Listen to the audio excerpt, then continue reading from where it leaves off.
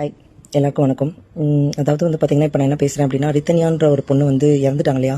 So அவங்கள பற்றி தான் நான் பேச போகிறேன். ஸோ எனக்கு ரொம்ப கஷ்டமாக இருந்துச்சு அந்த வீடியோஸ் பார்க்க. எனக்கு வந்து என்னோடய ஒர்க்கை கூட என்னால் செய்ய முடியல.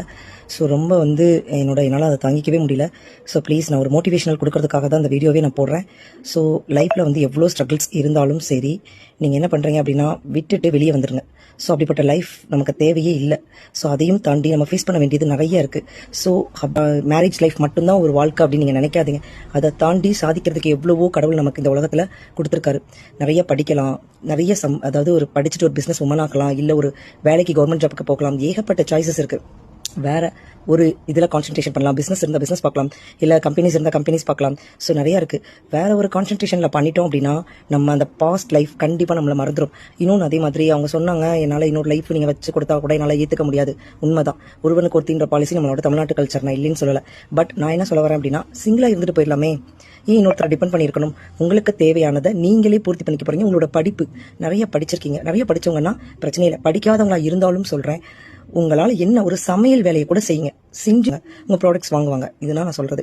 ஸோ நமக்கு என்ன தெரியுமோ அதை நம்ம பண்ணி லைஃப்பில் முன்னுக்கு வரணும் அப்படின்றதான் என்னோட கான்செப்ட்.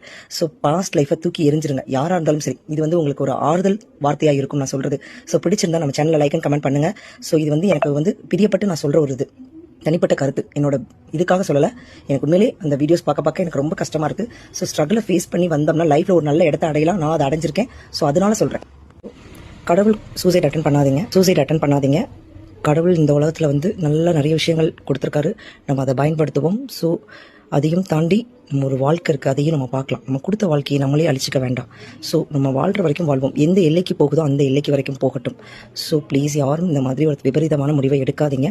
ஸோ லைஃப்பை ஃபேஸ் பண்ணீங்க அப்படின்னா கஷ்டம் நிறைய வரும். பட் அதை தாங்கக்கூடிய சக்தி இருந்தால் மட்டும்தான் நம்ம லைஃப்பில் எவ்வளோ ஒரு ஸ்ட்ராங்கான உமன், போல்டான உமன் ஆகிறோம் அப்படின்றது கண்டிப்பாக எல்லாருக்கும் புரியும்.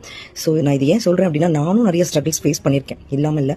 பட் ஆனால் அதை தாண்டி ஒரு ஒரு ஸ்ட்ராங்கான உமன் ஆகிறதுக்கு தான் கடவுள் அந்த ஒரு கஷ்டத்தை கொடுக்குறாருன்னு நீங்கள் நினச்சிக்கோங்க. ஸோ ப்ளீஸ், நீங்கள் எல்லாருமே இந்த மாதிரி இருங்க.